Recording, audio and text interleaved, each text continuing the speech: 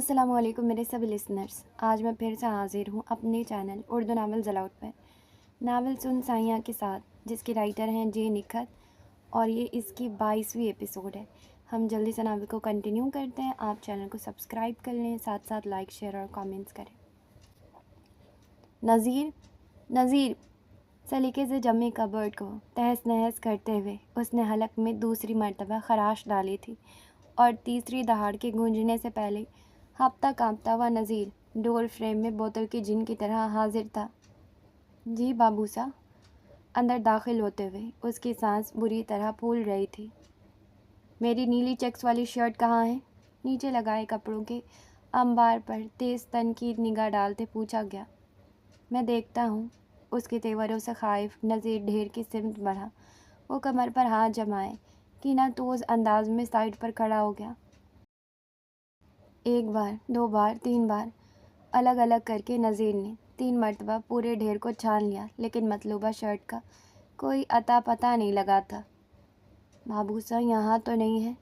خائف نگاہ اس نے سر پر کھڑے دلاور کی جانب اٹھائی، گویا شامت کو دعوت دے کر بلوائی۔ پرانی خبر کا شکریہ میں بعد میں ادا کر لوں گا، نئی بات بتاؤ پھر، کہاں ہے؟ طنزیہ انداز نذیر کی سانس خشک کرنے کے لیے کافی تھا۔ ہونی تو یہی چاہیے تھی، وہ منمنایا۔ پھر ہے کیوں نہیں؟ وہ تو میں نہیں جانتا۔ 5 لفظی جملہ حلق تر کرتے 5 ٹکڑوں میں بٹا۔ پھر کون جانتا ہے؟ بھابھی صاحب۔ وہ کیوں؟ کمر پر ہاتھ جاتے بھویں ناقدرانہ انداز میں اس بے وجہ ذکر پر اوپر کوچ کی۔ وہی تو دیکھ رہی تھی یہ سب۔ اچھا، اور آپ کیا کر رہے تھے؟ پارا ٹھیک ٹھاک چڑھ گیا اس خاص اطلاع پر۔ باہر کے کام، وہ گھگھایا۔ آپ کہیں تو وہ کام بھی انہیں ہی سونپ دوں؟ تیکھے طنز پر نذیر روحان سا ہوا تھا۔ بابوسا میں تو مطلب اب بھابھی سا کو فون کر کے پوچھ لینا۔ مفت کا مشورہ جان خلاصی کے لیے پیش کیا۔ جواب میں دلاور کے تیور مزید خراب ہوئے تو تھوک نگلنے لگا۔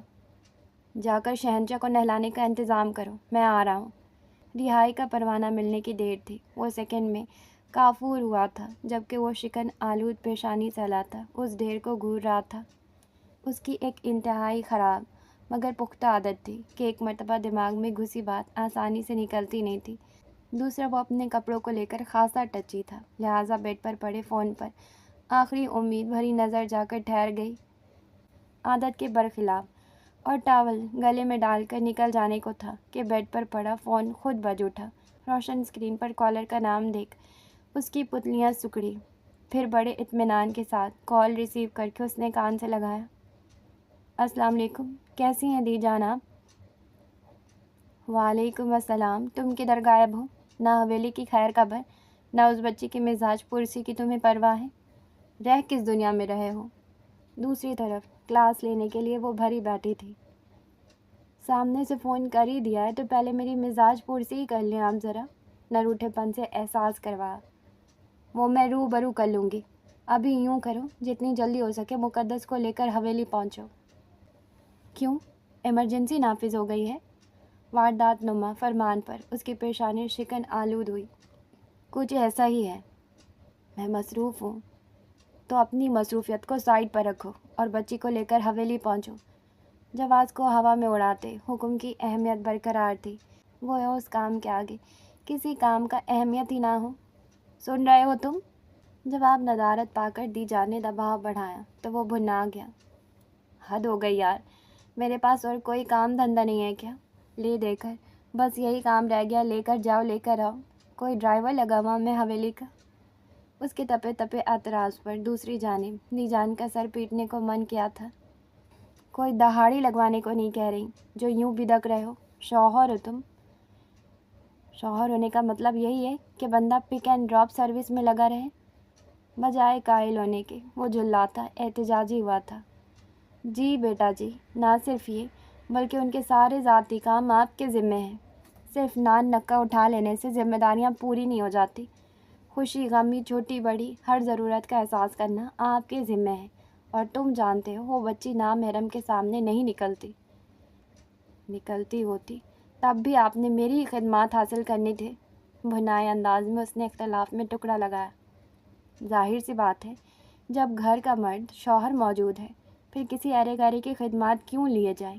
اور اچھا تھوڑی لگتا ہے نئی نویلی دلہن ڈرائیور کے ساتھ آئے۔ دی جان بھی پھر اس کی دی جان تھی۔ آج بھی میں کہیں جاؤں تو تمہارے دادی لاکھ کام ہونے کے باوجود پوری کوشش کرتے ہیں کہ کم از کم وہ مجھے لینے پہنچ جائیں۔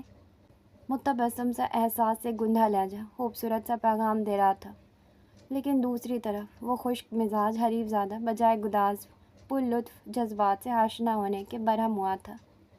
ان کے لیول کا عشق تو بیچارے مجنوں نے بھی نہیں کیا ہوگا۔ شکر ہے پہلی کوشش میں ہی آپ ان کی دسترس میں آ گئی، ورنہ تو وہ سارے عاشقان حضرات کا نام تاریخ سے مٹا کر تاجور عثمانی درج کروا کر ہی دم لیتے۔ شریر سے انداز میں اس نے نقشہ کھینچا تو دی جان کھل کر مسکرا دی، پھر قدرے سلجھے میں انداز میں سمجھاتی ہوئی گویا ہوئی۔ رشتوں کی کچی ڈور کو احساس و اخلاق ہی مضبوط کرتی ہے، اور تم دونوں کا رشتہ تو ہے بھی بے حد نازک اور انتہائی خوبصورت، بالکل کسی ننھے پودے کی مانند وقت و توجہ کا طالب۔ اور تم جیسے تجربہ کار باغباں سے بہتر کون جانتا ہوگا ایک نونہال پودے کی کس طرح چاہت و یگانت سے دیکھ بھال کی جاتی ہے۔ اور پھر وہ بچی تو حویلی کے آب و ہوا میں سنا ہے بونچال آیا ہے۔ ان کے گداز انداز سے پہلو تہی کرتے اس نے موضوع بدلا تو دوسری جانب دی جان سرد سانس خارج کرتی چیدہ چیدہ اسے حالات کے متعلق بتانے لگی جسے جاننے میں اس کی صفر بھی دلچسپی تھی۔ لگے ہاتھوں انہوں نے ارجنٹ نوٹس پر اپنی سمجھدار سلجھی ہوئی معاملہ فہم بچی کو ارجنٹ نوٹس پر طلب کرنے کا مقصد بھی بڑے ہی تفاخرانہ انداز میں واضح کیا تھا۔ اب بچی کو فون کر کے بتا دو کس وقت لینے جاؤ گے تاکہ وہ تیاری مکمل کرے۔ بات سمیٹتے انہوں نے ہدایت دی۔ اب اطلاعی کال بھی میں ہی گھماؤں؟ کیوں؟ تمہارے آواز کا شرعی پردہ ہے؟ دی جان تب گئی تھی۔ کمال ہے، مطلب دوسرے لڑکے لٹو کی طرح اپنی بیوی کے ارد گرد گھومتے نہیں تھکتے، اور ایک تم بدذوق حصے لطافت سے عاری انسان کی طرح بیوی کے نام سے بدکتے رہتے ہو۔ حد ہی ہو گئی۔ لگے ہاتھوں انہوں نے ٹھیک ٹھاک جھاڑ بھی دیا تھا۔ ایسا واحد پیس حاکم سرکار نامی ہی دیکھا میں نے روان گنہگار آنکھوں سے۔ وہ باز کہاں آتا تھا؟ دوسرا پیس بھی دکھ جائے گا عنقریب، ذرا آئینے میں جا کر دیکھو، کچھ خاص مختلف نہیں ہو تم ان سے۔ بچی کو بتا ضرور دینا۔ اللہ کی امان۔ اپنی بات مکمل کر انہوں نے کال منقطع کر دیا تھا۔ وہ فون کان سے لگائے ہک دک کھڑا ہی رہ گیا، پھر فون بیڈ پر اچھالتا ہوا کاٹیج سے باہر نکل آیا تھا۔ وہ دن ڈھلے تھکا ماندہ حویلی میں داخل ہوا تھا، صبح کے مقابل بڑھی درجہ حرارت بھانپ کر سیدھا اپنے روم کی طرف بڑھ رہا تھا، لیکن راستے میں ناظمہ بیگم کے روم کے باہر پریشان کھڑی مضراب کو دیکھ ارادہ ملتوی کرنا پڑا۔ کوٹ اسے تھماتے واپس جانے کا اشارہ کیا اور خود آہستگی سے دروازے پر دستک دیا۔ خلاف توقع دوسری دستک پر دروازہ کھلا تھا اور شکن آلود لباس میں پس مردہ مگر تنے برہم نقوش لیے ناظمہ بیگم کا چہرہ نمودار ہوا، جو دروازہ کھول کر پلٹ گئی تھی۔ طاہرانہ نگاہ کمرے میں دوڑائی تو نظر سائڈ ٹیبل ڈھکے ٹرے پر جا ٹکی۔ وہیں قدم روکتے اس نے پلٹ کر راہداری سے گزر رہی ملازمہ کو آواز لگائی اور فوری طور پر 2 لوگوں کا کھانا لانے کا حکم دے کر ان کی طرف متوجہ ہوا۔ صبح جلدی میں بنا ناشتہ کے نکل پڑا تھا۔ فورن کلیگز آئے ہوئے تھے، میٹنگ کے فوراً بعد انہیں کمپنی دینا پڑا، سو لنچ کا وقت بھی نہیں ملا۔ پھر ڈرائیو کر کے بھی آنا تھا، اور اب شاور لے لیا تو پھر نیند آ جائے گی، کھانا اسکپ ہو جائے گا۔ ملازمہ ٹرے رکھ کر گئی تو وہ ہلکے پھلکے مگر تفصیل انداز میں گویا ہوا، جس پر قد آور کھڑکی میں کھڑی ناظمہ بیگم نے پلٹ کر اسے دیکھا، لیکن بولی وہ کچھ نہیں۔ بیڈ پر بکھری میزان کی یادوں پر ایک سرسری سی نظر ڈال کر کھڑکی کے قریب موجود تخت پوش کی طرف بڑھا۔ اس پر ٹرے رکھتے اس نے ماں کی جانب نگاہ اٹھائی۔ ماسا، بہت بھوک لگی ہے۔ اس کا انداز ہی کچھ ایسا تھا کہ کھانے کی جانب نہ دیکھنے کی روادار اپنی ضد کی پکی ناظمہ بیگم کے قدم خود بخود اس کی جانب اٹھے تھے۔ زہر ماری چند روٹی کے ٹکڑے حلق سے اتارے تھے۔ انہوں نے باران بھی برائے نام ہی نوالے لیے تھے، مقصد انہیں کچھ کھلا کر دوائی دینا تھا۔ ٹرے کو دھانپتے وہ سائڈ ڈرا سے ان کی میڈیسن، خاص کر اینٹی ڈپریشن پلز لے آیا تھا۔ انہیں ٹیبلٹ اور پانی تھما کر اس کی نگاہ واپس بیڈ کے پھیلاوے پر گئی جسے ہٹانا ضروری تھا۔ بیڈ پر بکھری میزان کی چیزوں کو احتیاط سے باکس میں ڈالا اور باکس کو اٹھا کر کبرڈ کے نچلے ریک میں رکھنے لگا کہ پشت سے ناظمہ بیگم کا غم سے بھاری مگر چپتا ہوا لہجہ گونجا۔ اسی طرح آپ اپنے بھائی کی ہر نشانی کو ہماری نظروں سے دور کر دینا چاہتے ہیں، ہے نا باران؟ آہستگی سے کبرڈ بند کرتے ان کے ربط آمیز سوال کو نہایت ضبط کے ساتھ پیتے وہ ہموار تاثرات لیے ان کی جانب متوجہ ہوا تھا، جو بھیگی کرب زدہ نگاہوں سے اسے ہی دیکھ رہی تھی۔ میرے بھائی کا وجود ان بے جان چیزوں کا محتاج نہیں ہے ماسا۔ اس کی شخصیت ایسی تھی کہ ہر جگہ اس کی شبیہ نظر آتی ہے مجھے۔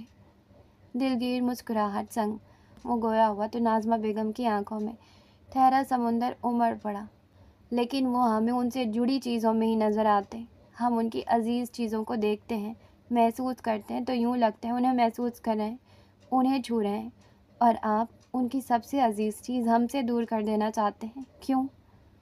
وہ ناقابل تلافی زیاں کے دکھ سے بکھر کر رو پڑی تھی، جس پر بے طرح تڑپ کر آگے بڑھتے انہیں سہارا دیتے اس کا دل پکے پھوڑے کی طرح دکھنے لگا تھا۔ ماسا اپنی چوڑی ہتھیلی سے ماں کے آنسو صاف کرتے اپنی ہتھیلیاں اس آنسو کی نمی سے جلتی ہوئی محسوس ہوئی تھی۔ ضبط سے جبڑے بھینچتے وہ کس اذیت سے گزر رہا تھا یہ اس کی سرخیاں جھلکاتی آنکھوں سے عیاں تھی۔ پانی پی لیں پلیز؟ دقت سے ان کے لبوں سے اس نے گلاس لگایا تھا، جسے چند گھونٹ بھرنے کے بعد وہ واپس آنسو پینے لگی تھی۔ جانتے ہیں، اس جگہ اسی طرح دو زانوں بیٹھ کر ہمارے گھٹنوں پر ہاتھ رکھتے کسی چھوٹے بچے کی طرح اس نے ہم سے اس سے مانگا تھا۔ ہمیں آج بھی وہ لہجہ، وہ الفاظ ازبر ہے۔ کیسی شدت و تڑپ کے ساتھ اس نے کہا تھا، ماسا مجھے لگتا ہے وہ میری زندگی کی سب سے بڑی خوشی ہے، میں اس کا صاحبان بننا چاہتا ہوں۔ وہ ہمارے بیٹے کی سب سے بڑی خوشی تھی، سب سے قیمتی شے۔ کس طرح ہم اسے کسی اور کے سپرد کر دیں، کس طرح دستبردار ہو جائیں ہم اس وجود سے؟ بتائیں ہمیں کیسے؟ کیوں کیا آپ نے ایسا؟ جانتے ہیں، ہم میرال کو دیکھتے ہیں تو یوں لگتا ہے میزان کو دیکھ رہے ہیں۔ نہ جانے کیوں وہ اسے اس قدر عزیز تھی۔ ہم بس اتنا جانتے ہیں، وہ ہمارے میزان کی سب سے قیمتی نشانی ہے، جس سے ہم کسی قیمت پر دستبردار نہیں ہو سکتے، کبھی بھی نہیں۔ ان کے ہذیانی احتجاجی لہجے میں پنہاں اذیت کی کرچیوں کو وہ اپنی روح پر پیوست ہوتا محسوس کر رہا تھا۔ ماسا ہولی سے ان کے ہاتھوں کو نرم گرفت میں لیتا ہوا وہ برابر میں بیٹھا تھا۔ ہم آپ کے جذبات کی قدر کرتے ہیں ماسا، لیکن اپنی جذباتیت میں ہم کسی کے ساتھ زیادتی تو نہیں کر سکتے نا؟ کیسی ذاتی؟ کس ذاتی کی بات کر رہے ہیں آپ؟ بیوی ہے وہ ہمارے میزان کی، باقاعدہ سے نکاح ہوا تھا ان کا۔ وہ ہاتھ چھڑانے کی کوشش کرتی مشتعل ہوئی، لیکن باران نے نرم گرفت کو مضبوط کر انہیں باز رکھا تھا۔ بیوی نہیں، منکوحہ، ایک ہی بات ہے۔ ایک بات نہیں ہے ماسا، اور اگر ہے بھی تو وہ اب بیوی نہیں بیوہ ہے۔ ان کے تمتماتے چہرے پر نظر گاڑے اس نے دباؤ ڈالا تو ان کی آنکھوں کا اشتعال سرکش لہروں کی طرح بے قابو ہونے لگا۔ وہ فوراً یہ ہاتھ جھٹکتی جا کر ڈریسنگ روم میں بند ہو گئی تھی، افسردگی سے اپنے خالی ہاتھ پھر بند دروازے کو دیکھتا ہوا وہ بوجھل قدم اٹھاتا دروازے کے قریب آن ٹھہرا تھا۔ اس نے ایسی غلطی نہیں کی تھی جس کی وضاحت یا صفائی بنے ہی نہ ہی وہ صفائیاں پیش کرنے کا عادی تھا۔ شاید اس نے اپنی 29 سالہ زندگی ایسا کچھ کیا ہوگا، لیکن اندر شدید ذہنی ہیجان کا شکار سسک رہی عورت کے بطن نے اس کے وجود کو دنیا میں لایا تھا، جو اس وقت قابل رحم حالت میں تھی، جو آج تک جوان سالہ بیٹے کی موت کے ناقابل تلافی زیاں کے احساس سے ابھر نہیں پائی تھی، اور اس کی مجبوری یہ تھی کہ وہ اس سلسلے میں سوائے اپنی پوزیشن کلیئر کرنے کی موہوم سی کوشش کرنے کے کچھ نہیں کر سکتا تھا۔ وہ نہیں چاہتا تھا اس کی ماں اسے غلط سمجھے، لیکن اس کے پاس شاید اتنے بہترین الفاظ کا ذخیرہ بھی نہیں تھا جس سے وہ انہیں مطمئن کر سکے۔ پھر بھی ادنیٰ کوشش کے تحت اس نے لب وا کیے تھے۔ ماسا وہ بیوی ہوتی تو بلا شبہ ہر اعتبار سے ان پر صرف میزان کا حق تھا۔ میزان کے حوالے سے حویلی والوں کا آپ کا حق تھا، لیکن وہ اب بیوہ ہیں، ان کی زندگی پر ان کا حق پہلے ہے۔ ہمیں کسی کی بنیادی حقوق سلب کرنے کا کوئی حق نہیں پہنچتا۔ ہم اپنے احساسات کے مد نظر حقیقت کو نظر انداز تو بالکل نہیں کر سکتے۔ یہ آپ سے بہتر کون جان سکتا ہے ماسا؟ روزانہ تو آپ زنان خانے میں عورتوں کے درپیش حساس مسائل کو سلجھاتی ہیں، انہیں انصاف دلاتی ہیں، پھر حویلی میں یہ ناانصافی کس طرح ہونے دے سکتی ہیں؟ ماسا، حقیقت کو تسلیم کریں پلیز۔ کون سی حقیقت؟ دروازے کے پار سے ابھرے ان کے بھینجے سوال میں ضبط کی ٹوٹی تنابوں کا شور سا تھا۔ یہی کہ انہیں ایک سائبان چاہیے، ایک مضبوط سائبان، ڈھال نہیں، کیونکہ ڈھال کبھی نہ کبھی بھید دیے جاتے ہیں، اور آپ اچھی طرح جانتی ہیں یہاں اس ڈھال کو بھیدنے والے بہت سے ہاتھ موجود ہیں۔ ان کیس وہ ہاتھ چوک بھی جائیں تو کون جانے وقت کی ترکش میں آزمائش کے کتنے تیر موجود ہیں، کہاں تک آپ ان کا دفاع کریں گی؟ آپ خود سوچ کر دیکھیں، کیا میزان کو گوارا ہوتا کہ جس لڑکی کو اس نے اتنے ارمانوں سے مانگا تھا وہ آزمائش کی زد میں یوں وقت و حالات کے بیچ ٹاس ہوتی رہے؟ اس کے متانت بھرے تلخ سوال پر اندر سے دبیز خاموشی کا جواب آیا تھا۔ موقع غنیمت جان کر لمحاتی توقف لیتا وہ مزید بولا تھا، اس سارے حقائق کو ایک پل کے لیے میں نظر انداز بھی کر دوں تو میں آپ دونوں کو نظر انداز نہیں کر سکتا۔ جانتا ہوں میزان کی طرح ہمیشہ میں آپ لوگوں کے پاس نہیں رہا، لیکن اس سے یہ تو ثابت نہیں ہوتا نا کہ فکر بھی نہیں ہے مجھے آپ لوگوں کی۔ خود کلامی کے انداز میں سوال کرتے اس نے گہرے دکھ سے دروازے پر ہاتھ رکھا تھا۔ اس حادثے کے بعد سے آپ نے اپنی حالت کیا سے کیا بنا لی ہے، کس قدر بدل گئی ہیں آپ۔ اور مجرم، کبھی اسے نوٹس کیا ہے آپ نے؟ وہ جو میزان کے سب سے قریب تھی، وہ جو میزان کے بعد سب سے زیادہ افیکٹ ہوئی ہے۔ میں نہیں جانتا کسی نے اتنی بڑی چیز نوٹس کیوں نہیں کی کہ اس حادثے کے بعد سے مجراب کے رزلٹ کس قدر خراب ہو گئے ہیں۔ وہ بچی جو ٹاپر تھی اب ہارڈلی 60 to 70% اسکور کر رہی ہے۔ آئی نو یہ کوئی ایسی حیرانگی والی بات نہیں ہے، کیونکہ جس قدر وہ میزان کے کلوز تھی یہ ہونا ہی تھا۔ آپ سب کی تو اپنی اپنی مصروفیات، ڈیوٹیز ہوتی ہیں، ایک وہی تھا جو ہمیشہ سے اس کے قریب تھا۔ ان کے بانڈ سے یہاں کوئی انجان نہیں تھا، لیکن میزان کے بعد سب نے مضراب کی ذہنی حالت کو جس طرح نظر انداز کر دیا یہ واقعی حیرت کا مقام ہے۔ تضاد آپ لوگ میرال کو لے آئیں، جو میزان کے حوالے سے اسے پہلے ہی بہت عزیز تھی، اس کے بعد زیادہ ہو گئی ہے، جسے لے کر وہ پوزیسو اینڈ اوور پروٹیکٹیو ہوتی گئی۔ آپ لوگوں نے غور نہیں کیا، مستضاد جو لائف سٹائل آپ نے ان کے لیے چوز کی ہے اسے دیکھ کر وہ مزید ڈپریسڈ ہوتی گئی۔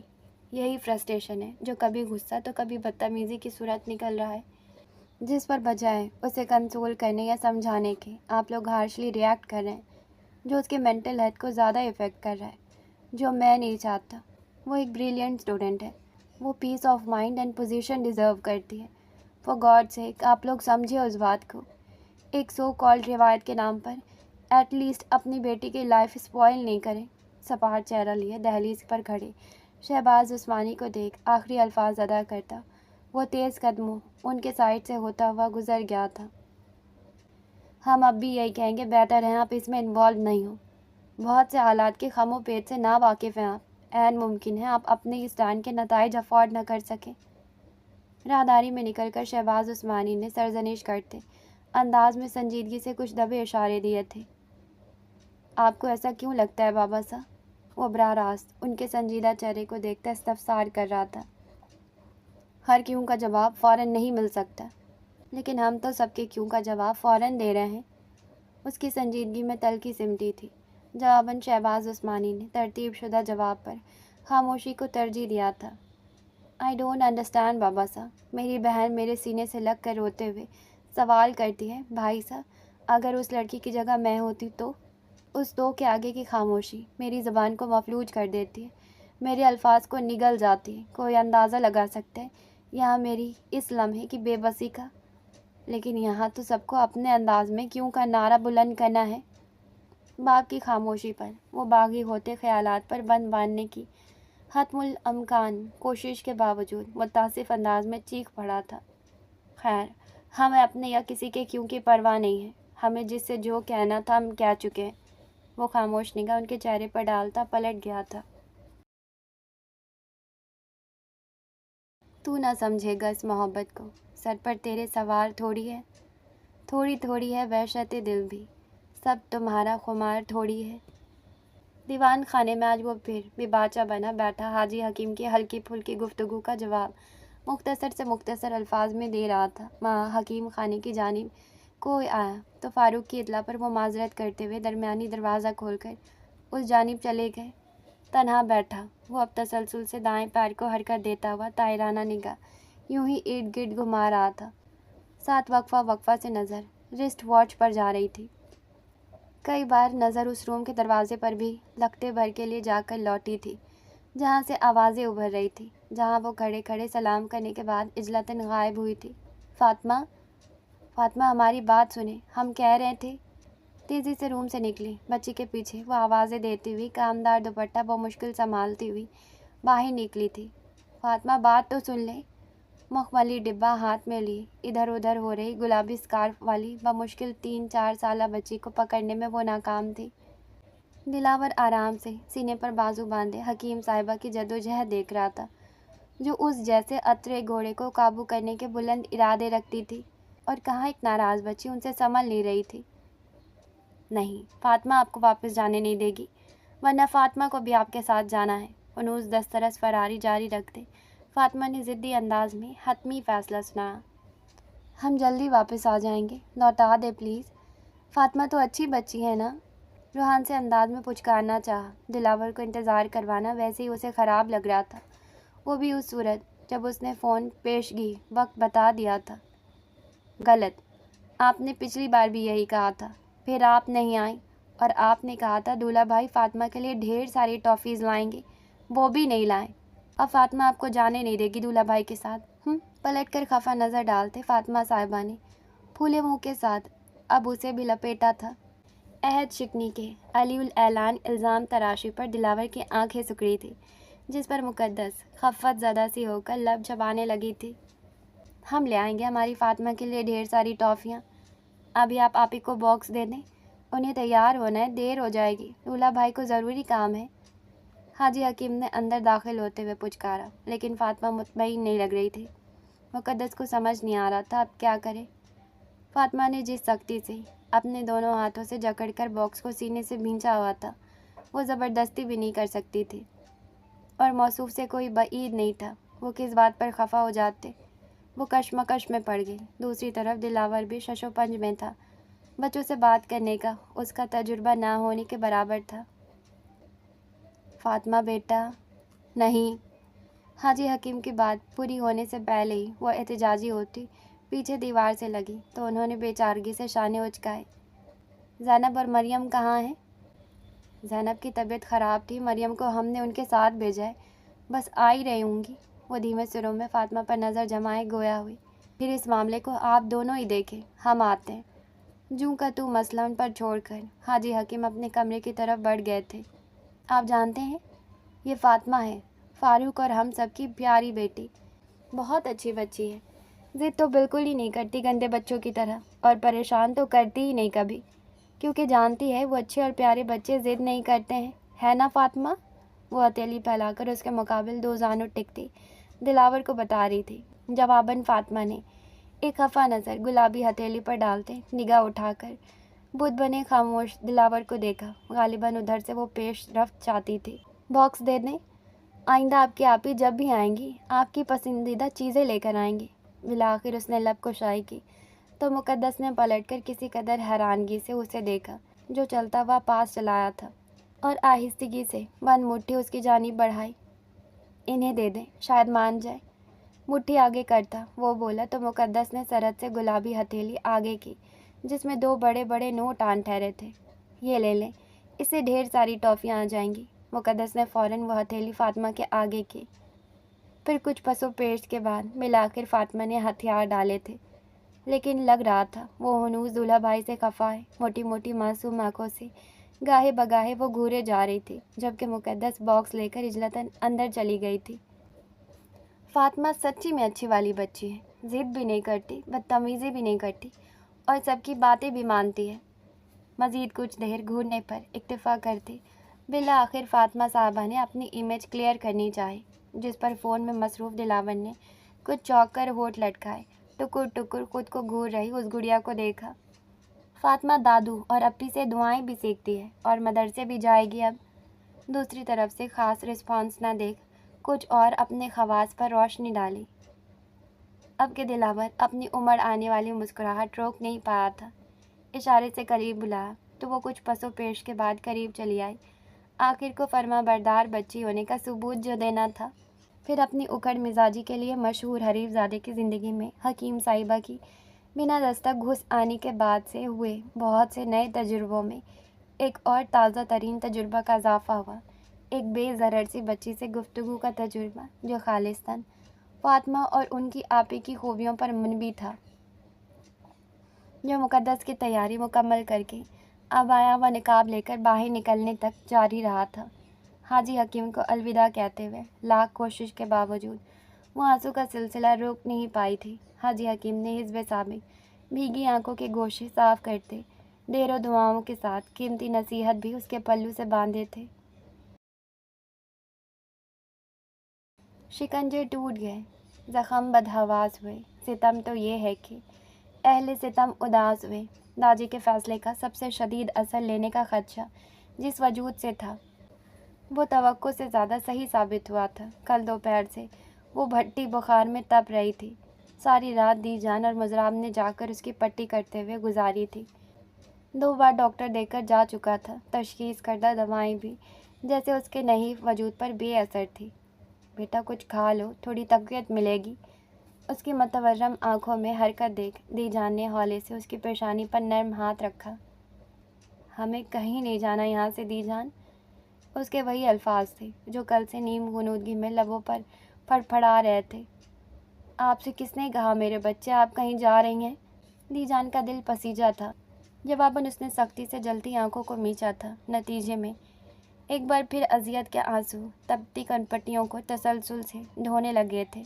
दीजान भीगी निगाह से कल से उसकी तिमरदारी में हलकान बाथरूम से ठंडे पानी का बाउल लेकर आ रही मुजराब पर डाली, जो बाउल वही तपाई पर पटक कर धप धप करती हुई निकल गई थी। आप कहीं नहीं जा रही हैं यहाँ से, सुना आपने? दीजान जोर डालते हुए उसकी कनपट्टियों से आंसू को जज्ब किया। दीजान तड़प कर उनके गोद में सर रखती वो सिसक पड़ी थी। आप हमारी सबसे प्यारी और समझदार बेटी हो। आपको लगता है हम आपको खुद से दूर करेंगे कभी भी?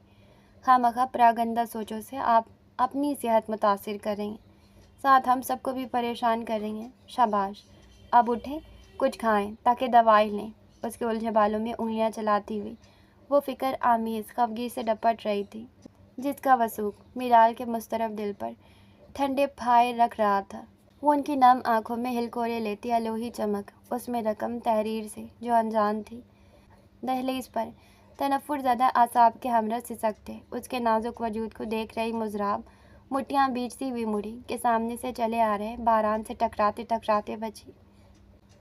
सॉरी भाई साहब, वो नए अंदाज में माजरत करती वो बड़बड़ाती हुई जाने लगी कि सरहद से बाजू थामकर बारान ने उसे अपने मुकाबिल खड़ा किया। क्या हुआ है? उनकी हालत नहीं संभली अभी तक? हालत तो तब संभलेगी जब उस बेवकूफ़ का दिमाग दुरुस्त होगा, जब अपनी भलाई बुराई की परख होगी। लेकिन फ़िलहाल तो ऐसे आसार दूर दूर तक नज़र नहीं आ रहे। जाने अपने मामले में ही इस कदर कुन ज़हन साबित क्यों हुई है, वरना औरों के मामले में तो बड़ी सुलझी हुई समझदार बनती है। सही कहते हैं, चिराग तले अंधेरा। बारान की पूछने की ही देर थी, वो तो जैसे फटने को तैयार बैठी थी। इंतहाई संजीदा मौजू होते हुए भी बारान को उसका फूला चेहरा देख हंसी आ गई थी, जिसे उसने बदिक्कत जब्त कर लिया था। आप रिलैक्स रहें, संभल जाएगी, वो अभी शौक में है। शौक में है? मैडम का दिमाग जिस तरह बंद पड़ा है उन्हें शौक की अशद ज़रूरत है। मैं तो कहती हूँ दादी को बजाय ट्रेलर देने के सीधा क्लाइमेक्स देना चाहिए था, ताकि एक ही बार में दिमाग झटके से बेदार होता और हकीकत के दर्पण बदलते हालात के पहलू अच्छी तरह नज़र आते। मुंह के टेढ़े मेढ़े जाविया बिगाड़ती वो सख्त कबीदा हो रही थी। अब उस नादान को कौन बताए? जिसका गम वही समझता है। हम लाख खैर खा सही, लेकिन सिवाय उसकी शिद्दत का क्यास लगाने की कोशिश के कुछ नहीं कर सकते। और क्यास लगाना और उनकी जगह रहना और सहना कतन मतज़ाद कैफियत व तजुर्बात है। आपकी ख्वाहिश सर आंखों पर होती, लेकिन क्या है ना, उसके लिए एक अदद अज़ाफ़ी फ़र्द की अशद ज़रूरत होती है। महारान ने रसानियत से अहम पहलू की जानिब तवज्जो दिलवाई। वो तो बर्जिस्तगी में कुछ कहते कहते उसने लब दबाए थे। अब ये मत कहिएगा, वो भी आप देख चुकी हैं। اس نے کزن مزہ کا عنصر شامل کرنا چاہا، لیکن مضراب کی خاموشی پر کہا بے قابو ہوا تھا۔ You are impossible Rabi. By the way میری ایک کانفرنس کال ہے، میں اٹینڈ کر لیتا ہوں۔ آپ بجائے غصہ پینے کے جا کر کچھ کھا لیں اور حالت سدھاریں۔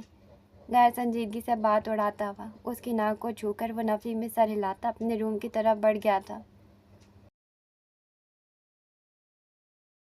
میں تیرگی میں محبت کا ایک کہانی ہوں، کوئی چراغ سا ایوان میری تلاش میں ہے۔ آپ دی جان سے مزید رکنے کی اجازت لے سکتی تھی۔ اسے ان گلیوں سے کافی دور نکل آنے کے باوجود بار بار سائیڈ مرر سے پیچھے دیکھتے دیکھ وہ خود کلامی کے انداز میں گویا ہوا، ایسا نہیں ہے بس ابا تنہا ہو جاتے ہیں۔ آنکھوں کے نرم گوشے صاف کرتے اسے سمجھ نہیں آئی تھی کس طرح ان آنسوؤں کی ترجمانی کریں۔ حویلی میں سب کیسا ہے؟ یقیناً دی جان نے مجھ سے زیادہ تفصیل میں آپ کو بتایا ہوگا۔ اس کا پروسوک انداز طنز کے زمرے میں نہیں جاتا تھا۔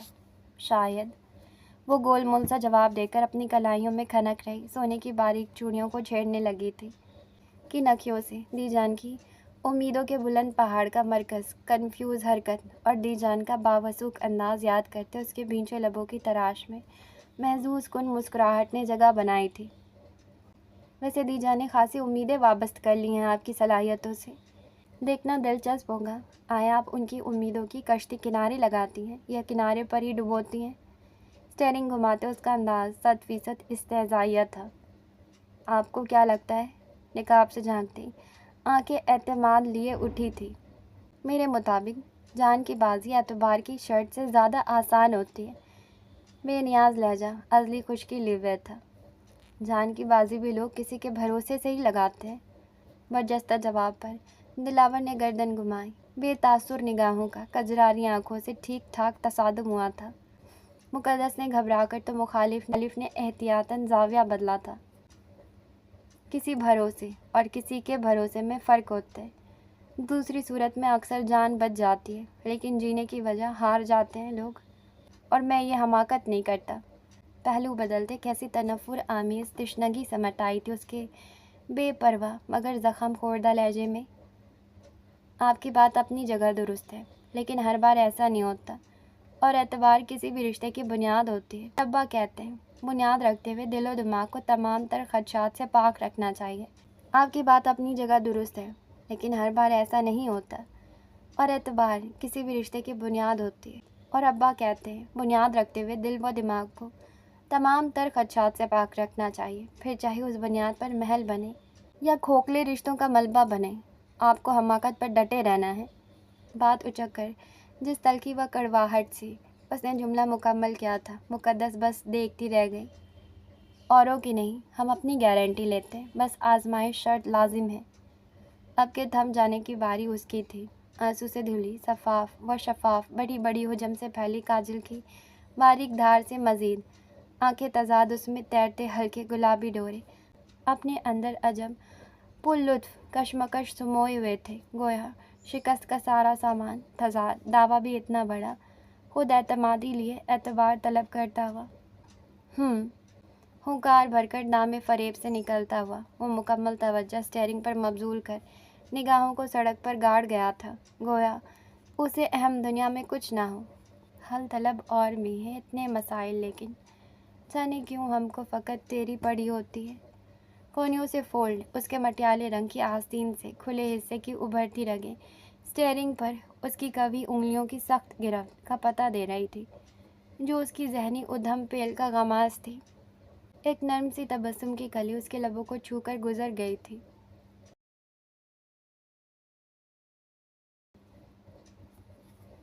ناجی کو بالآخر آج رات کے کھانے میں سب کے ساتھ شریک ہونے کا وقت مل ہی گیا تھا۔ سبھی تجسس سے مرے جا رہے تھے لیکن ان کی شخصیت کا جاہ و جلال ایسا تھا کہ لب کشائی کی کوئی جرأت نہیں کر پا رہا تھا۔ کھانے سے فارغ ہو کر وہ گرم پانی والے پیتل کی چھوٹی دیگچی میں ہاتھ ڈبونے لگے کہ گلا کھکارتے شہباز عثمانی نے توجہ کھینچی۔ بابا صاحب، جو آپ نے مبشر اور ان کی بیگم سے کہا، کیا وہ؟ آپ کو ہمارے کال پر شک ہے؟ کرختگی سے داجی نے جملہ قطع کرتے استفسار کیا تو سبھی کے متحرک ہاتھ جہاں کے تہاں ٹھٹک کر رکے نہیں، لیکن وہ گڑبڑا گئے تھے۔ یہاں سب بہتر جانتے ہیں ہمارے کال و فعل میں کوئی تضاد نہیں ہوتا، نہ ہی ہمارے فیصلے میں تبدیلی یا آنے برابر کی کسی قسم کی ترمیم کی گنجائش نکلتی ہے۔ اگر ہم نے کہا اس ہفتے ہم اس فریضے سے سبق دوش ہوں گے تو مطلب ہوا اسی ہفتے، نہ ایک دن کم نہ ایک دن زیادہ۔ اپنے گرجدار اعلانیہ انداز سے وہاں موجود تقریباً تمام فریق پر بجلی گراتے وہ اپنی نشست چھوڑ کر کھڑے ہوئے تھے۔ برخودار، آپ فارغ ہو جائیں تو اسٹڈی میں آئیے گا، ہمیں آپ سے کچھ اہم نکات پر تبادلہ خیال کرنا ہے۔ وہ خاموش بیٹھے باران کو دیکھ کر بولے، جی۔ اس نے اس بات میں سر کو جنبش دیا، اور ہاں۔ اٹھتے قدم روک کر انہوں نے بدھ بنے افراد کو مخاطب کیا، اختلافی رائے رکھنے والوں کے لیے بھی اسٹڈی کے دروازے کھلے ہوئے ہیں، بشرطیے کہ آپ کے جواز پختہ اور قابل غور ہوں۔ بے بنیاد باتوں و اختلاف و انتشار ہمیں سخت ناپسند ہے۔ پل میں اظہار خیال کی آزادی دے کر دوسرے پل چھین بھی لی گئی تھی، جس پر ناظمہ بیگم نے شکوہ کناں نگاہ بیٹے پر جما دی۔ بابا صاحب، لیکن ہمارے خاندان میں پہلے کبھی نہ کبھی ہر چیز کی پہلی مرتبہ ہوتی ہے۔ وقت و حالات کے تیور بھانپ کر فہم و فراست سے کام لیتے ہوئے فطرت سے مطابقت بنائے رکھنے کی صلاحیت ہی انسان کو دیگر مخلوقات سے جدا کرتی ہے، ورنہ دماغ تو ہر جانور کے پاس ہے۔ شہباز عثمانی کے اعتراض کو وہیں دبا کر وہ چل دیے تھے۔ پیچھے باران آخری نوالہ جبراً حلق سے پانی کے گلاس کے ساتھ اتار کر کھڑا ہوا تھا۔ باران، جوش میں کچھ ایسا مت کر جانا کہ بعد میں اپنی ماں سے نظر نہ ملا سکو۔ ناظمہ بیگم کے بھیجے انداز میں سنگین وارننگ تھی۔ میں غلط نہیں ہوں ماسا، آپ فکر نہیں کریں، وثوق سے کہہ کر وہ تیزی سے وہاں سے نکل گیا تھا۔ شدید و حیرت بے یقینی کے عالم میں وہ ماحول کی خنکی و رطوبت کی پرواہ کیے بغیر اضطرابی انداز میں نیم اندھیرے لان میں بنا کسی گرم جیکٹ یا شال کے چکر کاٹ رہا تھا۔ لیکن جھنجھنا اٹھا ذہن تھا کہ یک بستہ کھلی فضا میں آ کر بھی انتشار پر قابو نہیں پا سکا تھا۔ داجی نے کس ہموار و پر وزن انداز میں مدعا بلکہ ملبہ اس پر ڈال دیا تھا۔ وہ جوابی کارروائی میں لاسانی باران عثمانی حق تک کھڑا کا کھڑا ہی رہ گیا تھا۔ دونوں سلگتی کن پٹیوں کو کبھی سرد انگلیوں سے سہلاتا ہوا وہ تھکے انداز میں سنگی بینچ پر بیٹھا تھا۔ ہر سو پھیلے دھند زدہ اندھیرے کے راج کو مضطرب آنکھوں سے دیکھتے اس نے بالوں کو مٹھی میں بھرا تھا۔ اس مسئلے پر آواز بلند کرتے اسے قطعاً توقع نہیں تھی۔ یہ اس کے گلے کا طوق بن جائے گی۔ جبڑے بھیج کر آنکھیں مونتے ایک مرتبہ پھر اسٹڈی کا منظر اس کی نگاہوں میں گھومنے لگا تھا۔ داجی کے بھاری لہجے کی گونج کے ساتھ پوری برادری کے مخالفت کو بالائے طاق رکھ کر اپنی حاکم سرکار کی کردار کو پسِ پش ڈال کر ہم نے آپ کے نظریے کو، آپ کی اختلافی رائے کو ترجیح دی۔ برخودار، اسٹڈی میں قدم رکھتے داجی کا تفاخرانہ لہجہ گونجا تھا۔ وہ سنجیدہ تاثرات لیے اندر داخل ہوا۔ داجی ریک کے قریب سفر نامے کے قطار پر نگاہ پھیر رہے تھے۔ اس میں کوئی دو رائے نہیں ہے کہ ہم ایک روایتی قسم کے سخت گیر سردار ہیں۔ ہماری روایت ہمیں بے حد عزیز ہے۔ اس کی توہین کرنے والے باغی کا ہم سر کچلنے کی جرأت و اہلیت رکھتے ہیں۔ علامہ شبلی نعمانی کا سفر نامہ سفر مسرورم و شام لے کر شفقت سے کہتے ہوئے وہ مڑے، لیکن مؤدب کھڑے باران کے وجیح چہرے پر ڈھونڈنے سے بھی کوئی تاثر نہ پا کر مبہم سا مسکراتے ہوئے جا کر اپنی راکنگ چیئر پر رعب دارانہ انداز میں براجمان ہوئے۔ ٹیبل سے چشمہ اٹھا کر مغرور ناک پر دھرا، چونکہ ماضی میں ایک مرتبہ ہم نے بھی کسی روایت سے بغاوت کی تھی جس پر بجائے ہمارے لیے سنگین سزا کا انتخاب کرنے کے ہمارے بڑوں نے ہمارے مدلل قول کو عملاً ثابت کرنے کا موقع دیا تھا۔ آج ہم ان کے اس اقدام کو روایت کی حیثیت سے تسلیم کرتے ہوئے وہ موقع آپ کو دینا چاہتے ہیں۔ کیا آپ کو منظور ہے؟ تمہید کا جال بچھاتے انہوں نے استفسار کیا۔ میں سمجھا نہیں۔ نافہمی کے بل بڑے واضح تھے اس فراخ پیشانی پر۔ وہ واقعی ان کی پیچیدہ الفاظ کی پہیلی میں اچانک اپنا کردار سمجھ نہیں پایا تھا۔ اتنے سمجھدار ہیں آپ برخودار، اتنی آسان سی بات آپ کی سمجھ نہیں آ رہی، حیرت ہے۔ ہنوز اوراق الٹتے انہوں نے بناوٹی تعصب کا اظہار کیا۔ ہم واقعی نہیں سمجھے۔ اگر آپ کو ہمارے پوائنٹس ویلڈ لگتے ہیں، آپ انہیں سپورٹ کرنا چاہتے ہیں، تو اس میں آپ کو ہماری منظوری کیوں درکار ہے؟ کچھ گڑبڑ محسوس کرتے اس نے خود کو صاف طور پر آگے کی کارروائی سے یہیں علیحدہ کر لینا چاہا، جس پر داجی نے کچھ چونک کر چشمے کے نیچے سے اس کے تاثرات کو جانچا کہ آیا وہ واقعی پناہ پیغام سمجھ نہیں پایا یا پہلو تہی کر رہا ہے۔ یہ بھی صحیح ہے، حتمی فیصلہ تو خیر ہمارا ہی ہوگا۔ لیکن آپ کم از کم اس انقلابی تبدیلی کے اہم کردار کے متعلق تو جاننا چاہیں گے نا، یعنی وہ شخص جسے ہم نے منتخب کیا ہے۔ میں یہاں کسی کو زیادہ جانتا نہیں، اور نہ ہی اس معاملے میں میری رائے و رضامندی اتنی اہمیت رکھتی ہے۔ ماسا وابسا اور دیگر کا پہلے جاننا زیادہ ضروری ہے۔ وہ بھی انہی کا پوتا تھا، مچھلی کی طرح پھسلتا وہاں سے یہ جا وہ جا ہونے کو پرتول رہا تھا، جو داجی کی خوب سمجھ آ رہی تھی۔ تبھی وہ کتاب سامنے ٹیبل پر رکھ کر کھڑے ہوئے تھے۔ ہم نے کہا تھا برخودار، صرف زبانی کلامی، انقلابی باتوں سے انقلاب نہیں آتے۔ انقلاب لانے کے لیے اپنی خون جگر سے بغاوت کی لو جلانی پڑتی، اپنی قول کو عمل سے ثابت کرنا پڑتا ہے، اور پھر اسی طرح ثابت قدمی سے ٹکے رہنا پڑتا ہے، ورنہ کھوکھلے بڑے بڑے دعوے تو ہر چار کی محفل میں ایک لازمی کرتا رہتا ہے، جس پر کان کوئی نہیں دھرتا۔ نہ پتل و موضوع، لہجہ و الفاظ کا انتخاب کر انہوں نے خوب اس کی انا و جرات کو للکارا تھا۔ داجی، ہم باران عثمانی باغی ہونے کے لیے بے باک و بے خوف و خطر ہونا پڑتا ہے۔ جو راستہ آپ اوروں کو دکھا رہے ہیں اس پر خود چلیں اور اوروں کو مثال دیں، اور وہ مثال بننے کے لیے آپ کو میرال عثمانی سے عقد ثانی کرنی ہوگی۔ جس عزت مقام تحفظ کا آپ دعویٰ کر رہے ہیں وہ دینا ہوگا۔ اور داجی، میں اس کی سماعت پر یکے بعد دیکھے داجی نے ایسے دھماکے کیے تھے کہ اس کا مضبوط اعصابی نظام ابھی تک ابھر نہیں پایا تھا۔ کتنا برا لگ رہا ہے، انتہائی درجے کے ذہین فتین معاملہ فہم و فخر خاندانی عثمانی کے چشم و چراغ باران سا کو یوں تاریک گوشے میں فکر و علم کو تنہائی کا ساتھی بنا دے۔ جی پورٹیکو پر کھڑی کرتے اس کے من میں کیا سمائی تھی کہ وہ مصنوعی تعصب کا اظہار کرتا اس کی طرف چلایا تھا۔ جین شرٹ پر مخصوص لیدر جیکٹ چڑھائے ہوئے، وہ ایک ہاتھ کی 2 انگلیاں پاکٹ میں تو دوسرے ہاتھ کی انگلی میں کی چین گھماتا ہوا تمام تر بے نیازی کے ساتھ اپنے مقابل کھڑے دلاور کو اس نے خاموش نگاہوں سے دیکھا تھا۔ حاکم سرکار کے وار کا کوئی توڑ نہیں ہوتا۔ پھڈا کرنے سے پہلے اگر تنہائی میں غور و خوض کرتے تو بلا شبہ افاقہ ہوتا، لیکن اب پچھتاوے کیا فائدہ جب چڑیا چگ گئی کھیت۔ لاپرواہی سے شانے جھاڑتے اس نے جیکٹ کی جیب میں ہاتھ ڈالے۔ دوسری طرف اس کی اصل بات تک رسائی پا جانے پر وہ بالکل حیران نہیں ہوا تھا۔ ویسے دیکھا جائے تو ابھی بھی کوئی جائے فرار سرنگ کھود کر نکالی جا سکتی ہے، لیکن اس کے لیے شرٹ بدتمیز بد اخلاق جمع سرکش ہونا ضروری ہے۔ اور آپ تو کرسی کے دعوے دار شہباز عثمانی، حویلی کے سربراہ ناظمہ عثمانی کے فرزند گدی کے فخریہ انتخاب باران سا ہیں۔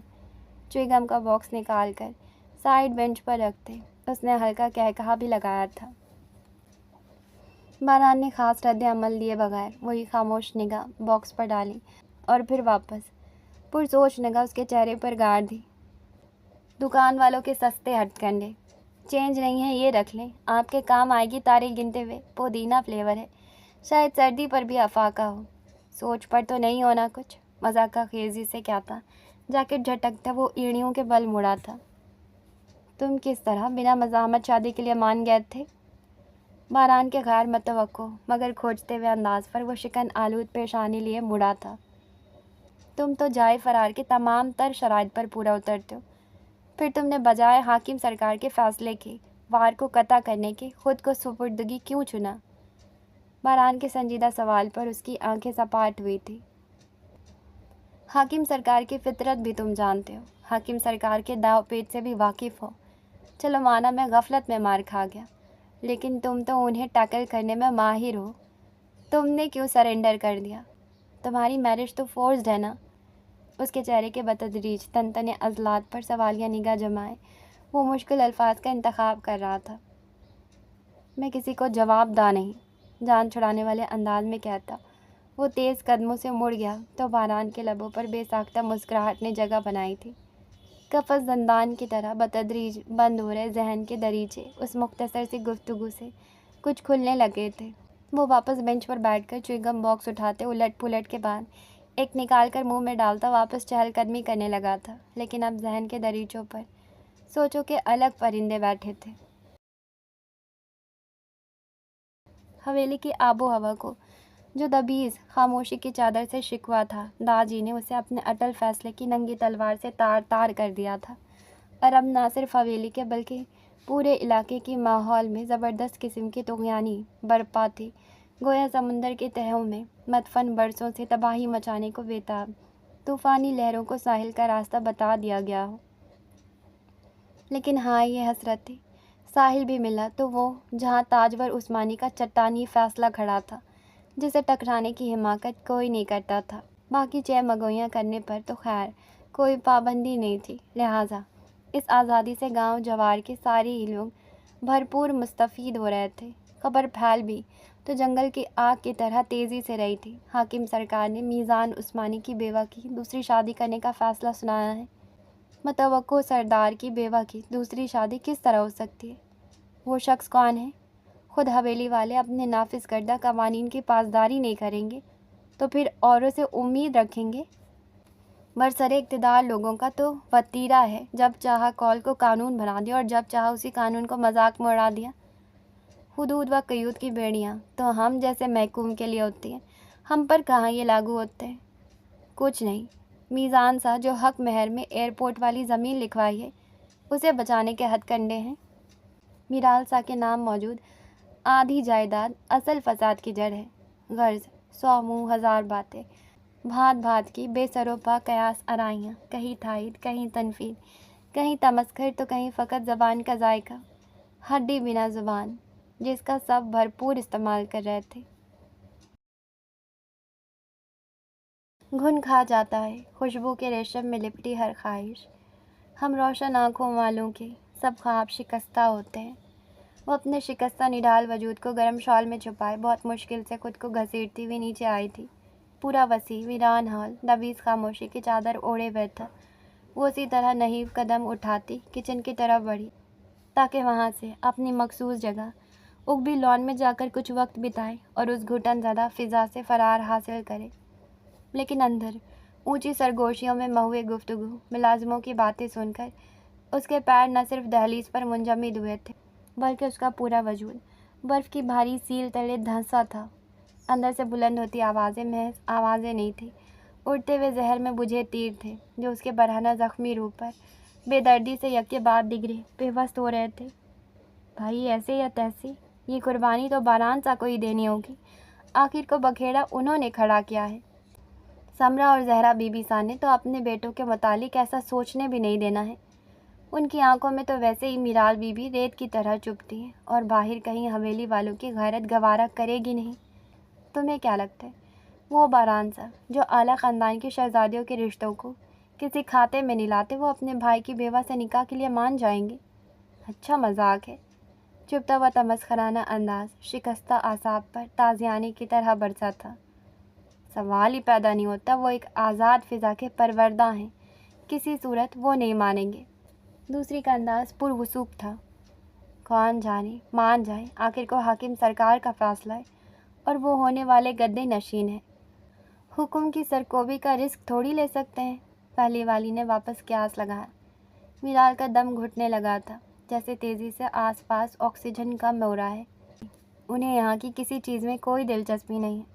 میں نے تو یہ بھی سنا ہے وہ بہت پہلے ہی دستار قبول کرنے سے صاف انکار کر چکے ہیں۔ دوسری نیچی آواز میں پھسپھسائی۔ ایسا تھا تو پھر انہوں نے اتنا بڑا مدعا اٹھایا ہی کیوں؟ مضراب بی بی کی وجہ سے وہ آئے دن ہنگامہ کھڑا کر رہی تھی نا۔ یہ ایسا کیوں ہے، وہ ویسا کیوں ہے؟ ارے بیوہ ہے، بیوہ کی طرح نہیں رہے گی تو کیا شہزادیوں کی طرح لشکاریں ماریں گی؟ بتاؤ پہلے۔ کوئی انوکھی بیوہ تو ہے نہیں جو ایسی زندگی گزار رہی ہیں۔ بیوہ بھی وہ جس نے عین رخصتی سے 2 دن پہلے سہاگ کھو دیا۔ یہ تو حویلی والوں کا ظرف ہے جو انہیں سر آنکھوں پر رکھتے ہیں، ورنہ باہر کی بے حس دنیا تو بدبخت سبز قدم ہونے کے دل شکن تانوں سے ہی ایسی لڑکیوں کا جینا حرام کیے رکھتے ہیں۔ ویسے خیر بولنا تو نہیں چاہیے، میرال بھابی ہے تو دل کی بہت اچھی، لیکن نصیب کوئی انتہائی منحوس پایا ہے بیچاری نے۔ پیدا ہونے سے پہلے ماں بیوہ ہو گئی اور رخصتی سے پہلے خود، اور اب اتنا بڑا فساد کھڑا ہو گیا ہے، نہ صرف حویلی میں بلکہ پورے علاقے میں۔ اللہ جھوٹ نہ بلوائے، باہر تو کان دھرنے کی جگہ نہیں ہے۔ میں تو مزید وہ ملازمہ جانے کیا کیا بول رہی تھی۔ اس کا دماغ بالکل معاف ہو چکا تھا۔ وہ جو اپنا بھرم رکھتی ہوئی آئی تھی، وہ جو خود کو سہید سہید کر رکھتی ہوئی آئی تھی، وہ جو ہر قدم کو پھونک پھونک کر رکھتی تھی کہ کہیں اس کی ذات لوگوں کی نگاہوں میں نہ آ جائے، اس کی ترہم تمسخر بری گفتگو کا موضوع نہ بن جائے۔ آج اس کی ذات پورے علاقے کے لیے زبان کا ذائقہ بن کر رہ گئی تھی۔ اور اس سب کی وجہ کون تھا؟ پھٹتے سر کو دونوں ہاتھوں سے تھامتے اس نے سرخ آنکھوں کو سختی سے بھینچا۔ باران عثمانی، اس شخص کی وجہ سے اس کی ذات کے بقیے ادھیڑے جا رہے تھے۔ یہی شخص اس کے زخم خوردہ روح کو چھلنی چھلنی کرنے پر تلا تھا۔ وہ بے جان ہوتے قدموں کو تمام تر قوت نے چھوڑ کر اٹھاتی ہوئی واپس زینوں کی سمت بڑھی تھی۔ دلاور حزب عادت نیند پوری کرنے کے بعد دیجان کے بیڈ پر دراز فون میں مصروف تھا جب وہ ڈھیر سارے زیورات کے ڈبے لے کر حاضر ہوئی تھی۔ یہ کیا ہے؟ تنقیدی نگاہ باکسز پر ڈالتے ان کی نرم مسکراہٹ سمٹ گئی تھی۔ وہ یہ سب رکھوانے کے لیے؟ دیجان کی ناخوش تاثرات دیکھ اس کا جملہ قطع ہوا تھا۔ کیوں؟ ایک نظر اپنے بے نیاز پوتے پر ڈالتے وہ سنجیدہ تیور لیے مقدس کی طرف متوجہ ہوئی تھی۔ دیجان، ہم انہیں کہاں رکھیں گے؟ آپ محفوظ رکھ دیں گے اپنے پاس؟ آپ کو یہ سب میں نے رکھنے کے لیے تو نہیں دیے؟ لیکن دیجان، ہم یہ کیا؟ آپ کو زیورات دیتے ہوئے بتایا تھا نا، انہیں آپ کو روزانہ استعمال کرنا ہے۔ آپ انہیں رکھنے آ گئی ہیں؟ بتاؤ ذرا، آپ کی شادی کو ابھی دن ہی کتنے ہوئے؟ یہی تو دن ہوتے ہیں سج سنورنے کے۔ ہمارے دور کی دلہنیں تو سال 1.5 سال تک مہندی کا رنگ تک اترنے نہیں دیتی۔ سہاگنوں کا ایک روپ سروپ ہوتا ہے۔ بھلے آج کل کی دلہنیں ولیمے کے دوسرے دن ہی سے سر جھاڑ منہ پھاڑ لیے گھومتی ہیں، لیکن ہماری حویلی میں آج بھی ان چیزوں کو اہمیت دی جاتی ہے۔ دیکھیں خود کو آپ ذرا درپن میں، نہ کلائیوں میں چوڑیاں، نہ پیر میں پائل، نہ ہی کوئی ساز سنگار۔ بھلا سہاگنیں ایسی ہوتی ہیں؟ اس کے سادہ حلیے پر پہلے بھی دیجان متفکرانہ اعتراض کر چکی تھی، لیکن آج دلاور کی موجودگی میں تفصیلی روشنی ڈالنے پر وہ خفت کے مارے سرتا پا کندھار ہو رہی تھی۔ دیجان، وہ ہمیں عادت نہیں ہے، وہ منمنائی تھی، جس پر دلاور کو ہنسی آ گئی تھی۔ تمہیں ہنسی کس لیے آ رہی ہے؟ تم کچھ کم نہیں ہو۔ دیجان کے توپوں کا رخ اس کی جانب ہوا۔ میں نے کیا کیا ہے؟ وہ بہت چکایا تھا۔ تم کچھ کر نہیں رہے، اسی کا تو رونا ہے۔ تم دلچسپی لوگے تو وہ دلچسپی لے گی نا، تمہارے لیے تو تیار ہوگی وہ، لیکن یہاں تو آوے کا آوا ہی بگڑا ہوا ہے۔ دیجان نہ جانے کس جھونک میں تھی آج۔ جی؟ سیدھا ہوتے اس نے آنکھیں پھاڑ کر پھر دیجان کی بچی کو دیکھا۔ یہ سارا ملبہ گھوم پھر کر میرے سر کیوں آن گرتا ہے؟ وہ اس الزام کو قبول کرنے کو ذرا روادار نہیں تھا۔ خیر، آج کے بعد میں آپ کو ایسے نہ دیکھوں، اور اگر یہ دوبارہ مجھے ایسی نظر آئے تو بات مت کرنا تم مجھ سے۔ مقدس کو زردنش کرتے ایک دھمکی انہوں نے دلاور کو بھی چپکائی تو وہ بلبلا اٹھا۔ دیجان، آپ کی بچی، آپ کے زیور، آپ کی حویلی کی آن بان شان، اس سب کا بھگتان میں کیوں کروں بھلا؟ وہ اٹھ کر بیٹھتا باقاعدہ احتجاج کر رہا تھا۔ کیونکہ میری بچی تمہاری بیوی لگتی ہے شہزادے۔ اسے سجا سور دیکھنا، اس کی تعریف کرنا، اسے سجنے سنورنے کی تلقین کرنا، اس کے ناز نخرے اٹھانا تمہاری ذمہ ہے۔ کس زبان میں تشریح کروں میں اس سب کی؟ تنگ آتے کھلے ڈلے الفاظ کا استعمال کر انہوں نے دونوں کو مشکل میں ڈالا تھا۔ مقدس سٹپٹا کر انگلیاں مسلنے لگی تھی تو وہ بھی موبائل کو الٹ پلٹ کرتا انجان بن گیا تھا۔ خیر، آپ ذرا میرال کو دیکھ لیں۔ اس بچی کو اس طرح دیکھ کر میرا دل نہیں ٹھہر رہا۔ دیجان کو اپنی بچی پر رحم آ گیا تھا۔ جی ہم ابھی دیکھتے ہیں۔ جائے فرار ملتے ہی وہ فوراً یہ جا وہ جا ہوئی تھی، جس پر دیجان نے تاثر سے سر ہلایا تھا۔ تم کیوں گورے جا رہے ہو؟ اس کے خفا سے انداز میں اٹھ کر مقابل چلے آنے پر دیجان نے پوچھا۔ مجھے تو لتاڑ دیا ٹھیک ٹھاک۔ اپنے حاکم سرکار کی بھی کلاس لیں، وہ کیوں آپ کو 16 سنگھار کا نہیں کہتے اور سارا دن الیکشن نامی اپنی خاص زوجہ کی سیوا میں لگے رہتے ہیں؟ اس نے نہایت سنجیدگی سے اعتراض اٹھایا۔ جب ان کے کہنے کا وقت تھا وہ کہتے تھے، تمہاری طرح خود میں مگن نہیں رہتے تھے۔ جواب سامنے کی بجائے پشت سے آیا تھا، جہاں بنفس نفیس حاکم سرکار شخصیت کی تمام تر رعب و دبدبہ لیے استادہ تھے۔ ہائے، مگن ہونے کا ایسا سامان ہمارے پاس موجود ہو تو کون کافر اس سحر جمال سے نکلنے کی تمنا کرے؟ وہ فوراً ٹون بدلتا، ناراضگی بلاتا دیجان کے پہلو سے لگا تھا۔ داجی کی نتوز نگاہوں سے اسے گھورتے، چادر اسٹینڈ پر ڈالتے، صدری کے بٹن جدا کرنے لگے تھے۔ ویسے زیورات دیکھ کر مجھے یاد آیا، جانے دلاور، آپ کے پیروں میں پازیب بہت اچھی لگتی ہے۔ کیا کہتی ہیں؟ شہر سے ایک شایان شان پازیب نہ لیاؤں؟ وہ رفتہ انداز اپناتے اس نے کی نکیوں سے داجی کو دیکھا۔